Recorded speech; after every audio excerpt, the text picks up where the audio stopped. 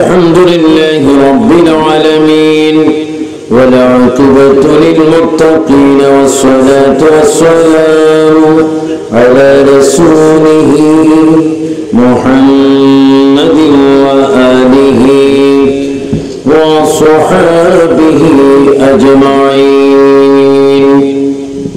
شباب الشباب أعوذ بالله من الشيطان الرجيم. بسم الله الرحمن الرحيم.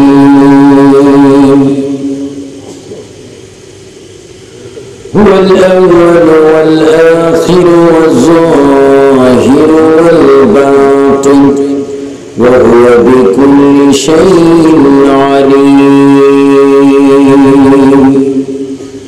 إن الله وملائكته يصلون على النبي يا أيها الذين آمنوا صلوا عليه وسلموا تسليما.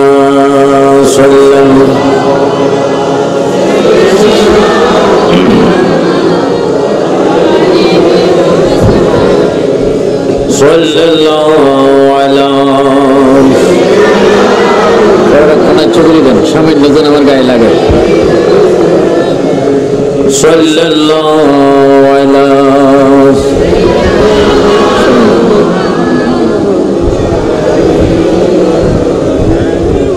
আর যদি বলুন সাল্লাল্লাহু আলা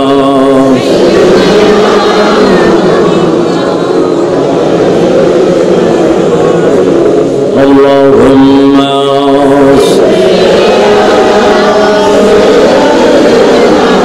مولانا محمد وعلى آل سيدنا جڑے جڑے محبت بني اللهم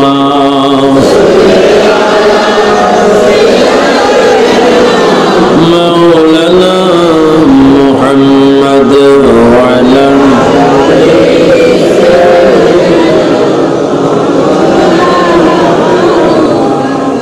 আমার ছেলে কেমন আমি মাত্র আমার ছেলের কথা একটু শুনে নাও।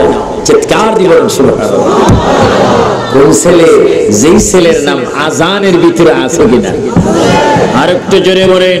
আশিয়া ফটিয়া থানার মধ্যে যত ওয়াক্ত নামাজ আজান হয় সব আজানে নবীর নাম আছে কিনা? মিলাদে নামাজ, আত্তাহিয়াতে, সুন্নত নামাজে জোরে বলেন নবী সব জায়গায় আছে কিনা? সুন্নিদের কলবের ভিতরে আছে কিনা? কে আছে বলেন? মুহাম্মাদুর নবীজির মা আমেনা বলেন, আমি যখন আমার বিয়ে হয়নি তখন আমি দেখতাম আরবের মধ্যে একজন লোকের নাম শুনতাম, যে মানুষটার নাম ছিল খাজা আব্দুল্লাহ। যদি ওর নাম কি ছিল? আমাদের দেশে অনেক আব্দুল্লাহ আছে কিনা? অনেক আব্দুল্লাহ আছে জুমা পড়ে বাকি নামাজ পড়ে না। অনেক আব্দুল্লাহ আছে জুমাও পড়ে না, নামাজ পড়ে না, দুই ঈদে নামাজ পড়ে। বছরে কয়বার? নাম কি? তাও বলবে মুহাম্মদ আব্দুল্লাহ। একবার সহি শুদ্ধ করে বাবারে নামাজ ফরজ নেই, ইনশাআল্লাহ পড়ি না। নাম কি? আব্দুল্লাহ। বাইরে কোরআন শরীফে হাদিস শরীফে আছে যাদের নাম আব্দুল্লাহ হবে, গোলাম রাসূল হবে, সাইফুল্লাহ হবে, রহমতুল্লাহ হবে, বরকতুল্লাহ হবে, মোহাম্মদ আব্দুল করিম হবে, আল্লাহ রাসূলের নামে সংযুক্ত হবে। মুফতি আহমদ ইয়ার খান নঈমি গুজরাতি রাহমাতুল্লাহ আলাইহি তাফসীর নঈমির মধ্যে বলেন, যাদের নামের সাথে নবীর নাম আল্লাহর নাম সংযুক্ত হবে ওই বেচারা যতই গুনাহগার হোক নবীর প্রেম যদি তার অন্তরে থাকে সে জান্নাতি হবে। উচ্চ স্বরে বল আল্লাহু আকবার। আমরা নবীর প্রেম চাই কি চাই না? শুধু নবীর প্রেম চাইলে হবে না, নামাজও পড়তে হবে। যেরকম কি পড়তে হবে? কে কে নামাজ পড়বেন না হাত তোলেন।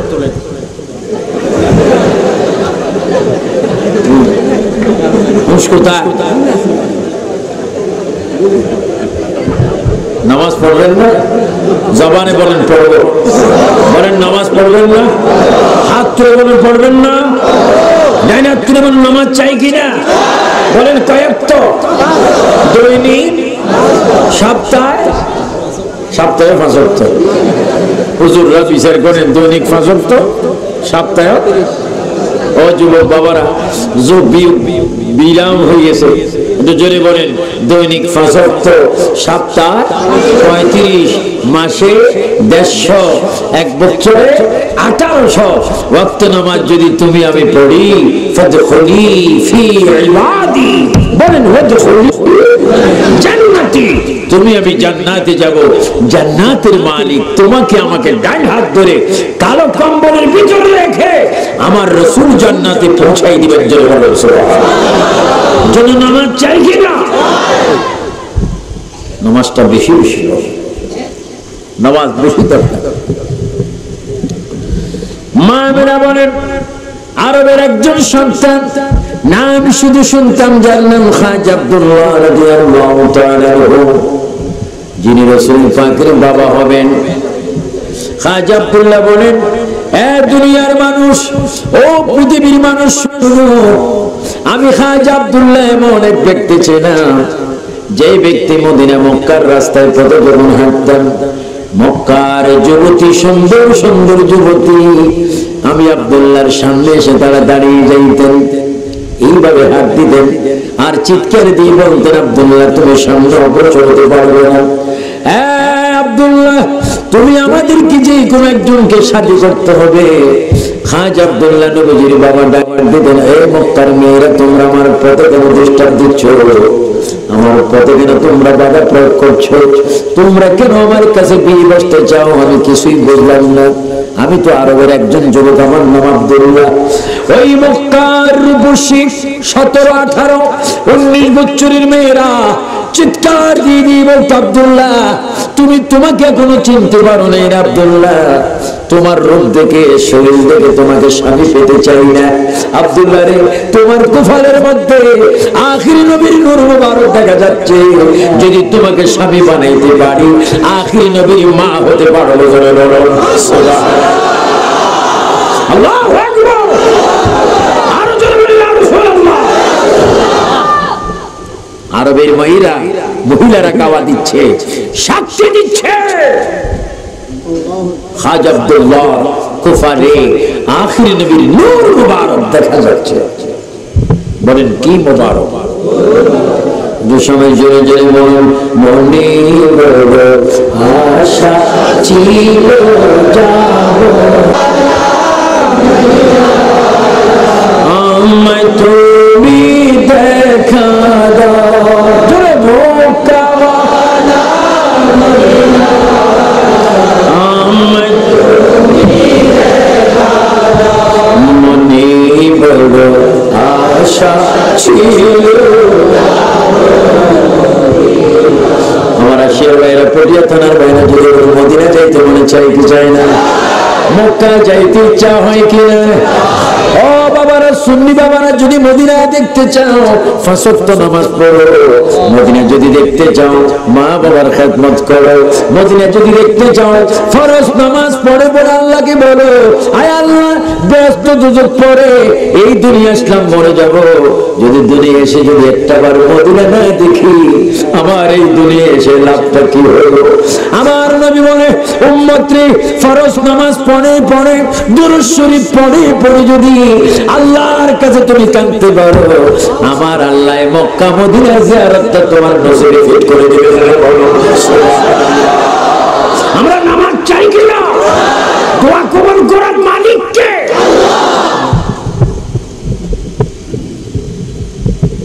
আমার ভাইয়েরা, নবীজির বাবা খাজা আব্দুল্লাহ বলে, এ মক্কার যুবতী মেয়েরা, আমাকে এত জ্বালাইও না।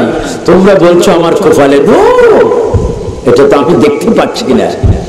মক্কার মেয়েরা বলেন, খাজা আব্দুল্লাহ শোনেন, দুনিয়ার সূর্য মাগরিবের পূর্বে ডুবে যায়, রাত হয়ে যায়, আরবের দেশ সন্ধ্যা হয়ে যায়, আঁধার হয়ে যায়, কিন্তু আমরা দেখতে পাই তোমার কুফুল একটা নূর দেখা যায়, মাগরিবের পরে এটা জ্বলতে আরম্ভ করে পুরা আরবের দেশ নূরে মুহাম্মদের কারণে আলো হয়ে যায়।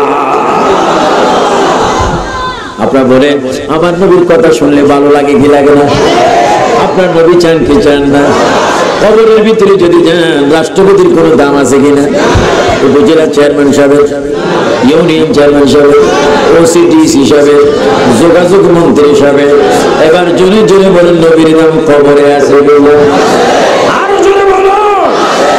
তো মক্কার যুবতীরা খাজা আব্দুল্লাহর পথে ব্যারিকেড দিচ্ছে, আপনি আমাদেরকে শাদী করতে হবে, কারণ আপনি আখেরি নবীর আব্বা। সুবহানাল্লাহ। দেখেন নবী আসেনি, কিন্তু নবী যে আসবে তার মুজিজার আলামত কি হয়েছে? প্রকাশ হচ্ছে, প্রকাশ হচ্ছে। নবীর মুজিজার আলামত দেখা যাচ্ছে। সুবহানাল্লাহ বলেন সুবহানাল্লাহ।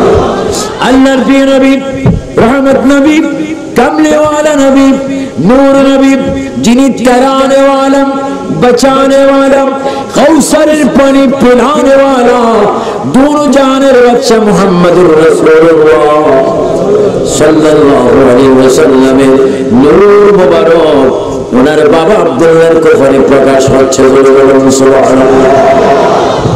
এইভাবে মক্কার অসংখ্য মহিলারা খাজা আব্দুল্লাহকে স্বামী পাওয়ার জন্য ইচ্ছা পোষণ করা সত্ত্বেও তারা বিয়ে করতে বিয়ে বসতে পারেনি। কিন্তু রাসূলের আম্মা জান রহমাতুল লিল আলামিনের মা আমিনা বিবি রাদিয়াল্লাহু তাআলা বলেন, আমি জীবনে বিয়ে বসবো এই কল্পনা আমার ভিতরে কোনোদিন আসেনি। আখিরি জামানার নবীর আম্মা হবো তা জানিনি। আল্লাহ পাকের দয়ায় আলোচনার ভিত্তিতে আমি আখিরি নবীর মা হয়ে যাচ্ছি, আব্দুল্লাহর স্ত্রী হয়ে গেলাম।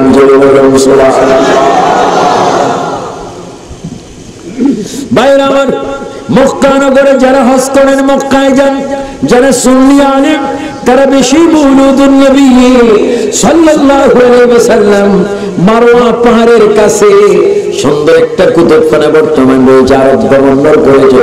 ওই কুতুবখানা যেখানে ওই কিতাবের ঘরের ভিতরে এখন থেকে ১৫০০ বছর পরে আল্লাহ রাসূল মুহাম্মদের পেট থেকে দুনিয়ায় তাশরীফ এনেছেন। জোরে বলুন সুবহানাল্লাহ। ওই মিলাদুন নবী সাল্লাল্লাহু আলাইহি ওয়াসাল্লাম ঘরটি আমরা দেখতে চাই কি চাই না? আরো জোরে চাই কি না? আশিক আশিক রাসূলের প্রেমিক হতে হবে। আজকে নামাজ নিয়ে ওয়াজ হচ্ছে, রোজা নিয়ে ওয়াজ হচ্ছে, মা বাবার খেদমত নিয়ে ওয়াজ হচ্ছে। সব ওয়াজ তোমার কখন কবুল হবে? যদি তোমার মধ্যে নবীর প্রেম থাকে। চিৎকার দিয়ে বলেন সুবহানাল্লাহ। কি বলতেছিলাম? আমার নবী তাবলীগ করে আসছেন। বলেন কি করে আসছেন? নবী আসার পরে নবী শরীর থেকে কি বাইর হচ্ছে? পসিনা বাইর হচ্ছে। নাম মুবারক, পসিনা মুবারক। সাহাবায়ে কেরামের এই আসিয়ার যুবকদের মতো সাহাবায়ে কেরামের যুবক ছেলেরা শিশি নিয়ে, বোতল নিয়ে, পেয়ালা নিয়ে, কোটারা নিয়ে আমার নবীর চতুর্দিকে তারা ঘেরাও দিয়ে ফেললেন। আল্লাহর নবীর পসিনা গুলা বাইর হচ্ছেন। সাহাবায়ে কেরাম বলে, ইয়া রাসূলুল্লাহ, যদি ইজাজত দেন আপনার পসিনা গুলা বাটির মধ্যে, কোটারার মধ্যে, পেয়ালাতে নিব। ও সাহাবায়ে কেরাম, তোমরা আমার এই পসিনা গুলি কেন পেয়ালার মধ্যে, বাটির মধ্যে, শিশির মধ্যে নিবে? ইয়া রাসূলুল্লাহ, আমাদের ছেলে মেয়েরা যদি বিয়ে করে বা বিয়ে হয়, তাদের গায়ে আতর গোলাপ দেওয়ার মতো পোশাক আমাদের হাতের মধ্যে নেই।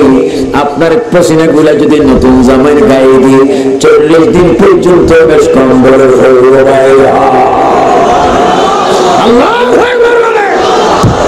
আর ওই রাসূলকে হুজুর বলে আমাদের মতো মানুষ বলেন না, নাউযুবিল্লাহ। আর একটু জোরে বলেন নাউযুবিল্লাহ। একটু সবাই জোরে জোরে বলুন ইয়া রাসূলুল্লাহ। আর একটু এদিকে দাও, শোনাচ্ছে ইয়া রাসূলুল্লাহ, ইয়া রাসূলুল্লাহ। যুবক ছেলে জোরে করে বলে ইয়া রাসূলুল্লাহ। গোসল করাইয়া কাপড় পরাইয়া, সবাই বলো গোসল করাইয়া রাখিব যখন কবর শোয়া, ওগো করে বলিয়া ইয়া রাসূলুল্লাহ, আর জোরে ইয়া রাসূলুল্লাহ। অন্ধকার কবরে যখন দিবে আমাকে, অন্ধকার কবরে আমরা কবরে যাব কি যাব না?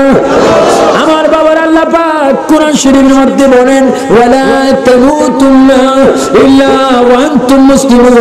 আমার আসিয়ার যুবক বাবারা, তোমাদেরকে আমি আবু সুফিয়ান বিন কাদরি হাত ধরে বলে গেলাম, নামাজ পড়া মসজিদ যত সুন্দর হোক, তুমি নামাজ পড়বে, যোহর পড়বে, আসর পড়বে, মাগরিব পড়বে, ইশা পড়বে, ফজর পড়বে, যদি চাও তুমি কথা বলবে প্রতিদিন আল্লাহর সাথে, তবে ভাই তুমি নামাজ পড়ো নবীজির মুহাব্বতে। তুমি যদি 5 ওয়াক্ত নামাজ পড়ো, তুমি একজন খাঁটি মুসলমান হবে। তুমি যদি নামাজের ভিতরে রাসূলুল্লাহকে সালাম দাও, আসসালামু আলাইকা আইয়ুহান নবিয়্যু ওয়া রাহমাতুল্লাহি ওয়া বারাকাতুহু, তুমি যুবক, তুমি মুরব্বি, যদি 5 ওয়াক্ত নামাজ পড়ো, ওই নামাজের ভিতরে যদি প্রিয় নবীকে সালাম দাও, আসসালাতু মিরাজুল মুমিনিন, এই নামাজ তুমি যুবকের জন্য, নামাজের জন্য এই নামাজটা হয়ে যাবে মেরাজ। জোরে বলুন সুবহানাল্লাহ। আমরা নামাজ চাই কিনা? নামাজের ভিতরে নবীর সালাম আছে কিনা? নবীর সালাম দিলে নামাজ মেরাজ হয় কি হয় না? যুবকরা নামাজ পড়ো, খবরদার আগামী দিন সকাল ফজর নামাজ যেন তোমার আমার মিস না। আজকেই ওয়াজ হলো, আজকের যুবক যদি রাত্রে শেষ ভাগ, দিনের প্রথম ভাগ যদি তুমি ফজর না পড়ো, ওয়াজ দিয়ে তোমার কোনো লাভ নাই।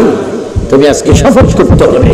তুমি যুবক, তুমি দেখো না কেন তোমার মসজিদের পাশে তোমার মতো কত যুবক বিয়ের বয়সে মারা গিয়েছে, কত যুবতী কবরে চলে গিয়েছে, কত যুবকের লাশ বিদেশ থেকে প্যাকেট হয়ে এসেছে, ঠিক কিনা? আমরা নামাজ চাই কি চাই না? নামাজ পড়ার জন্য হুকুম কার?